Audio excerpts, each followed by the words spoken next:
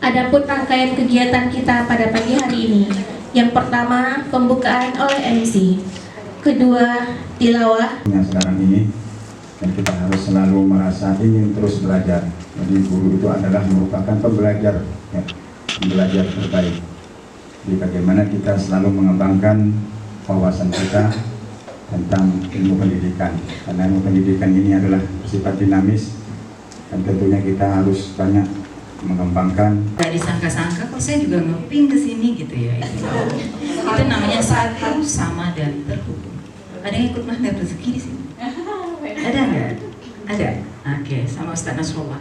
Oke, baiklah Bunda, karena waktunya sangat sedikit sekali yang tersedia. Kalau nggak salah tadi undangannya sampai jam 12 ya.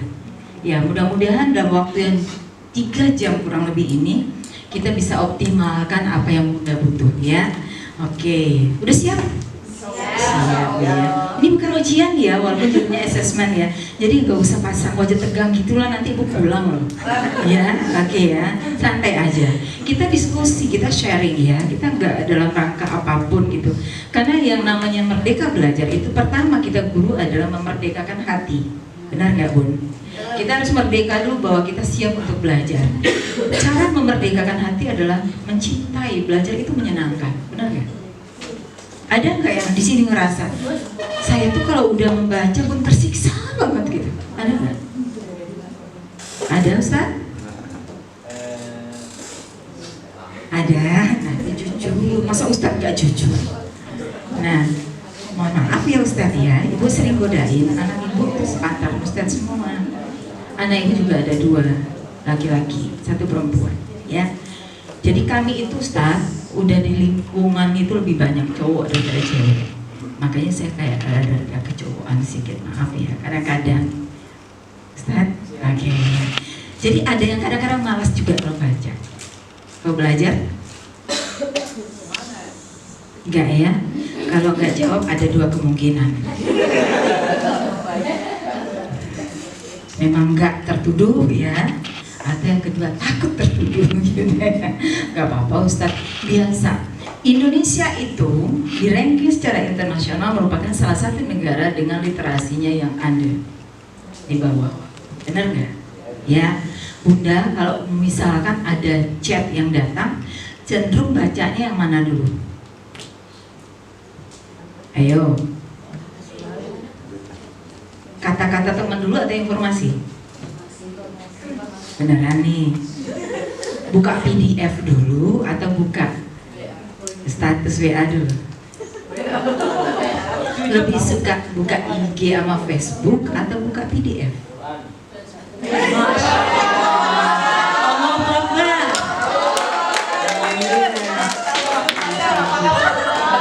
Ustaz, Ustaz, percaya deh Ustaz, mak-mak zaman sekarang sangat jatuh cinta sama anak-anak yang suka baca Al-Quran. Allahu Akbar. Iya, ya, daripada buka status terus gitu. Dan ibu termasuk orang tua yang berbui-bui ke anak di rumah. Nah, coba lah gimana dalam sekian waktu itu. Umi juga loh gitu. Sekian lama kita ngabisin waktu untuk ini. Tapi kalau buka Al-Quran 1 halaman rasanya udahlah, pas 2 halaman paling banyak 4 lah gitu ya. Kenapa ya gitu? Artinya apa? Penjajahan bentuk modern itu udah berhasil. Benar kan? Sudah berhasil, penjajahan bentuk modern udah berhasil. Jadi zaman sekarang penjajahan nggak perlu lagi pakai senapan. Besok kita mau merdeka nih, ya.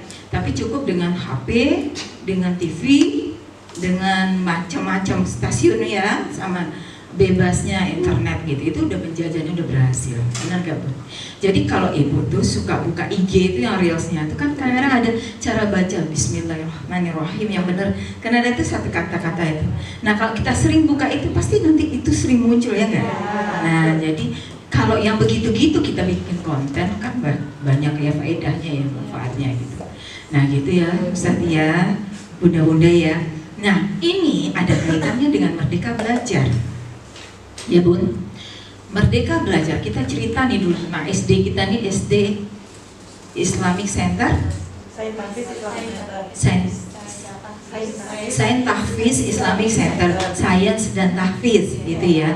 Nah otomatis secara visi misi beda ya sama sekolah lain, beda nggak?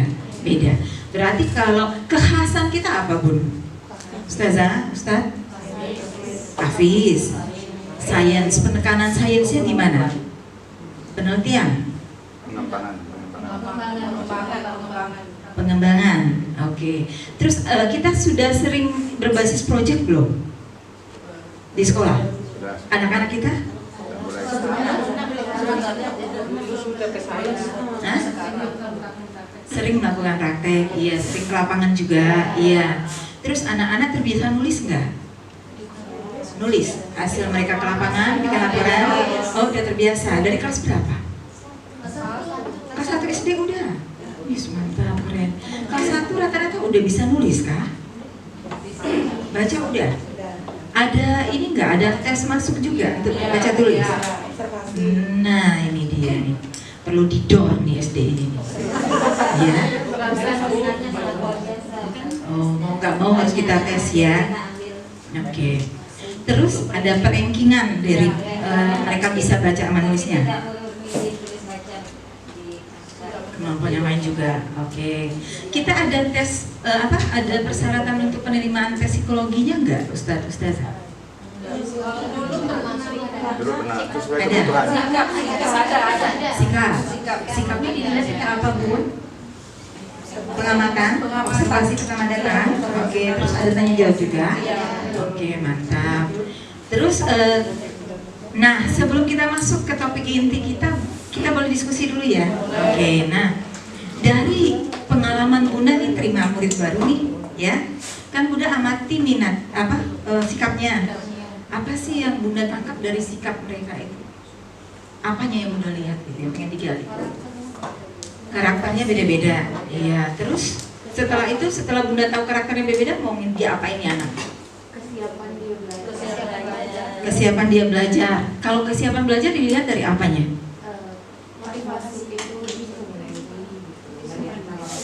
Oh ya, kemandirian dia. Nggak ada di antara orang tua lagi, nggak ditungguin lagi gitu ya, Bun. Terus setelah itu ya apain? Kalau udah, oh ini anaknya udah berani nih, udah bisa sendiri, nggak perlu ditungguin lagi.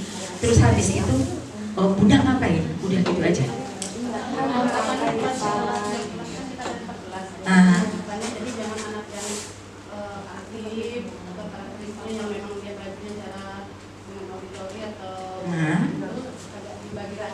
Oh sudah dibagi rata.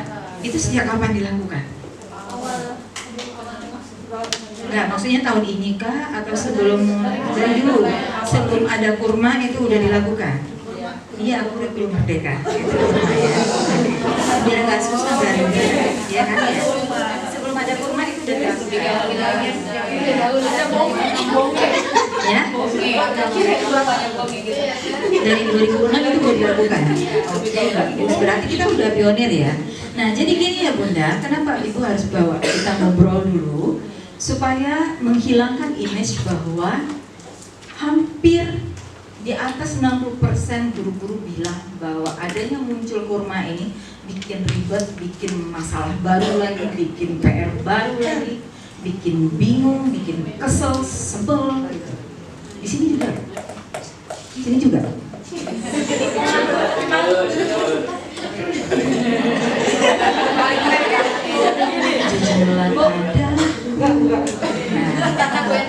Jujulan ada. Udah rasa tersisa nggak datang lagi kurikulum baru? Iya. Ini teman sejawat ngomong ya. Bunda pernah komplain nggak? Pernah ngeluh nggak? Bunda tuh kan dia nggak tersiksa. Bunda maaf namanya siapa Bun? Bu Leni bilang nggak tersiksa.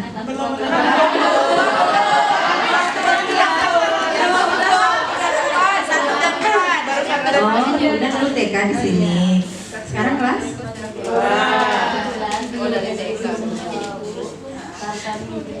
Oh, baru masuk SD, tapi dulu di TK.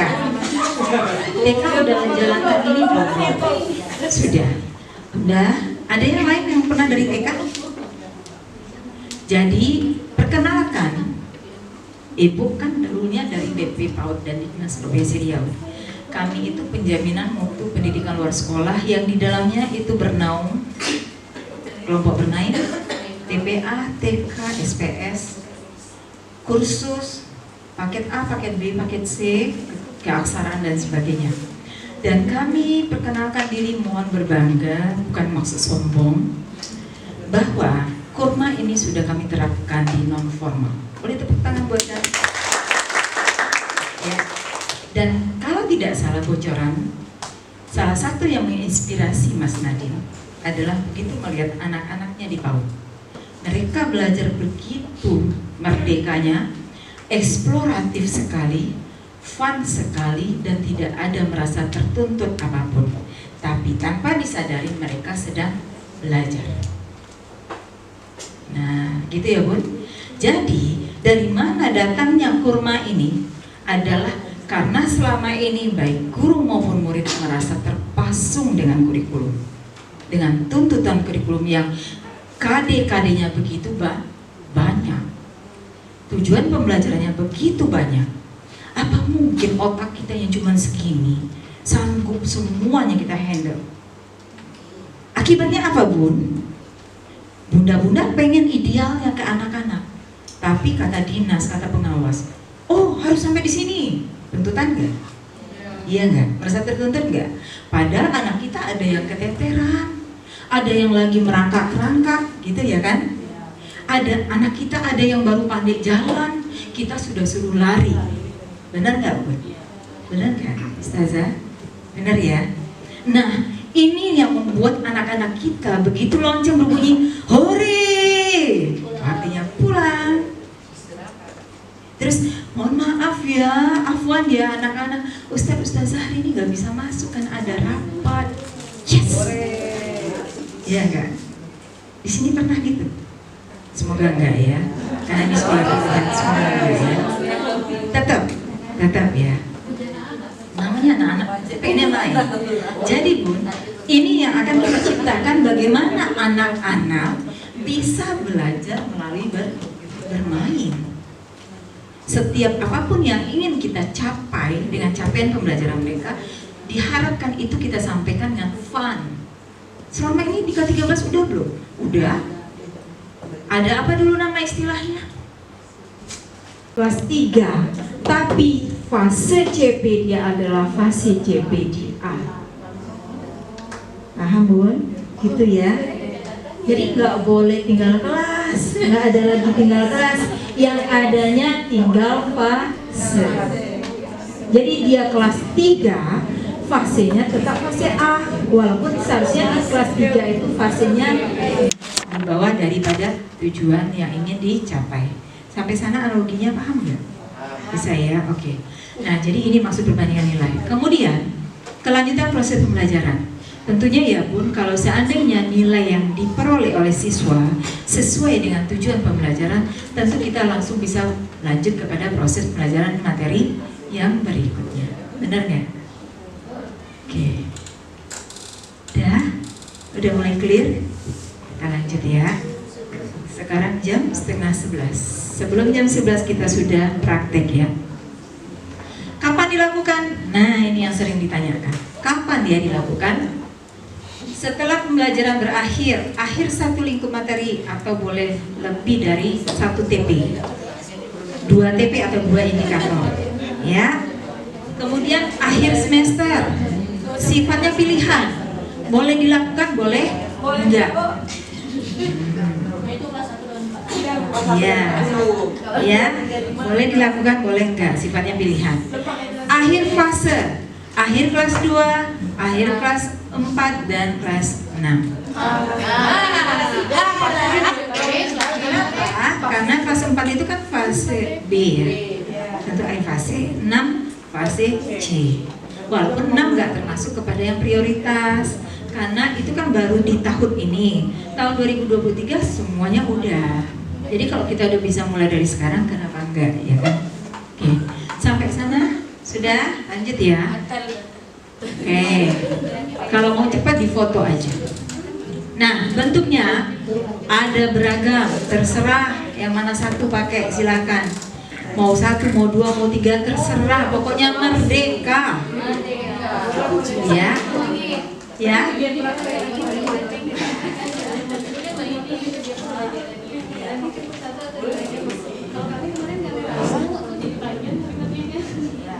Ini kan ada 1, 2, 3, 4, 5, 6. Sekarang gini, Bunda mau menilai 6 itu dalam waktu berapa lama?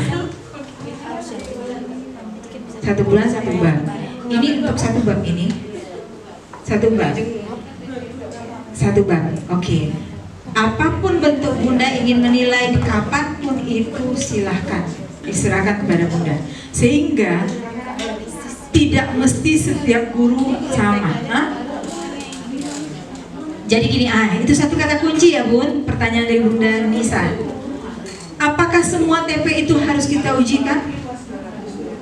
Kita lihat dulu. Kita lihat dulu nih. Paling semangat. Ini sekolah kita ini perlu ini enggak nih? Anak kita dilihat dari karakternya ini perlu nggak nih? Sesuai nggak nih? Cocok nggak nih? Yang penting tujuan pembelajarannya tercapai. Walaupun ada di antara ini nggak cocok, ya nggak usah diambil, nggak usah dipakai. Seperti KD dulu 20 harus dikejar. Akhirnya terbirit-birit lah kita. Mau anak ngerti, mau nggak ngerti nggak peduli. Sekarang tidak, sesuaikan dengan kompetensi anak kita, karakteristik sekolah kita, ketersediaan kita. Itu yang dimaksud dengan diferensiasi. Yes. Paham ya? Sampai sana ya Bun? Ya, silakan.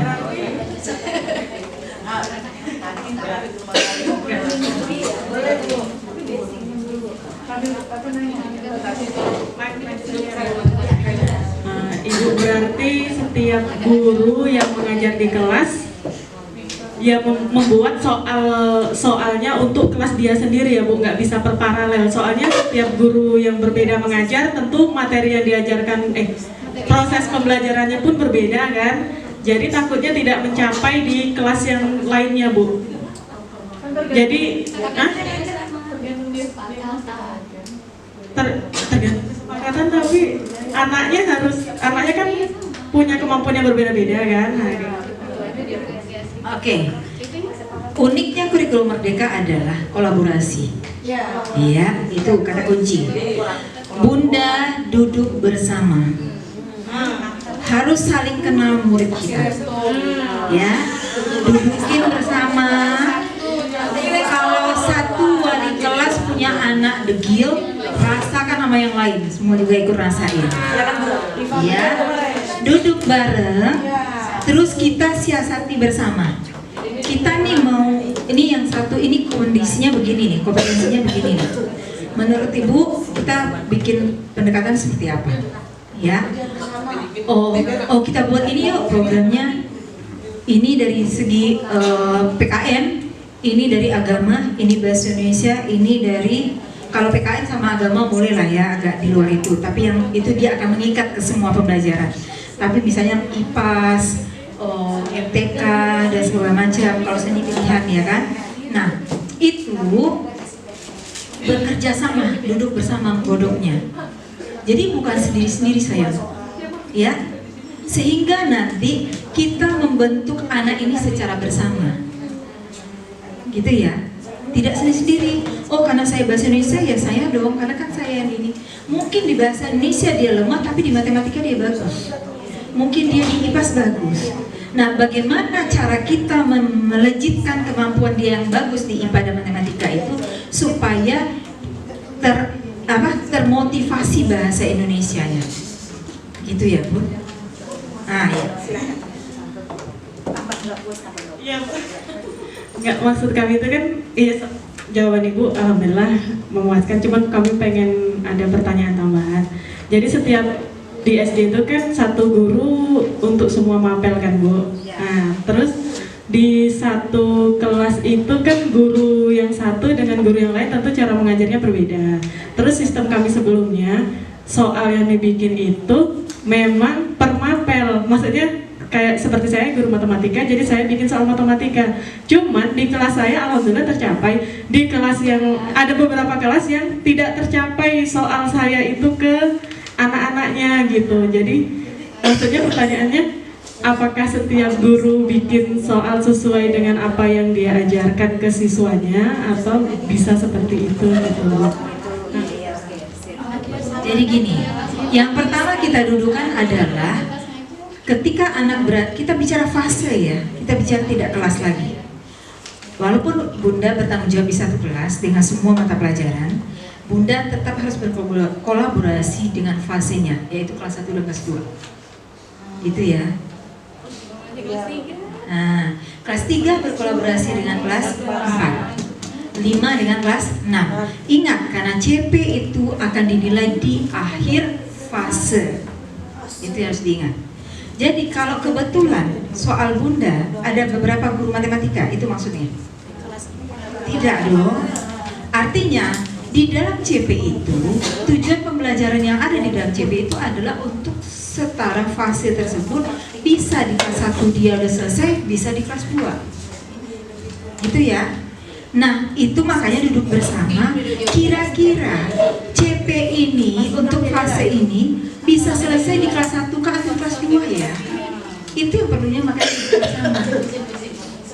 Sehingga ketika Bunda buat soal, Bunda bisa menilai diferensiasi itu di sana berlakunya sayang. Oh ternyata setelah kita penilaian awal itu, konsep awal dasar kita itu adalah penilaian awal, diagnostik. Oh ternyata kalau anaknya seperti ini di bawah rata-rata, ya rubah soal matematikanya, jangan seragam, sesuaikan dengan kebutuhannya. Tapi tetap mengacu pada TP. Bentuknya berbeda. Misalnya gini, kalau kita tadi kan kali-kali tuh, ada anak yang pinter kali-kali secara abstrak dia bisa 5 kali 5 berapa nak? 25, pakai jari, pakai ini. Ada anak yang di bawah rata-rata pakai gambar, ada yang pakai kancing baju, ada yang pakai baju di luar. Pendekatannya kita bedakan. Itu ya Bunda, anak sudah beda tingkat, level udah beda-beda. Bikin satu soal tentu di kelas lain nggak paham, karena mungkin di situ levelnya di bawah. Makanya walaupun dia ada kelas 2, tapi walaupun dia ada kelas 3, tapi masih di fase A, karena memang daya kompetensi dia terhadap tujuan pembelajaran di fase A itu belum selesai, belum tuntas. Makanya walaupun dia naik ke fase B, dia tetap mengerjakan TPA. Paham sampai di situ? Bagaimana teknisnya? Silakan diproyek nanti rame-rame. Ya, kalau tanya ke ibu lagi berarti kita disuapin lagi kayak 13, nggak merdeka namanya. Oke? Sip? Iya, oke, kita lanjut ya. Nah, jadi bentuk instrumennya ada tes, ada observasi, pengamatan. Itu bisa untuk nilai apa kita? Itu observasi biasanya kita nilai apanya? Bisa sikap ya, sikap, kemajuan, progres ya, gitu ya. Dan terakhir performa. Ini bentuk praktek, menghasilkan produk, project, dan portofolio. Nah ini dia performa ya. Jadi proyek profil pelajar Pancasila itu nilainya adalah bentuk performa. Nah, gimana kami nanti menyusun RPP dan modul ajar?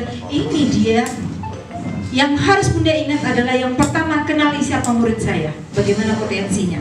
Itu dulu kunci awal. Makanya perlu asesmen diagnostik. Ya, dari situ barulah menyusun rencana pembelajaran atau modul. Setelah itu Bunda baru tahu, oh kalau gini gimana ya bentuk asesmen yang harus kami gunakan. Kalau kami mengejar tentang profil pelajar Pancasila yang 1 jam, berarti yang kami butuhkan adalah performa.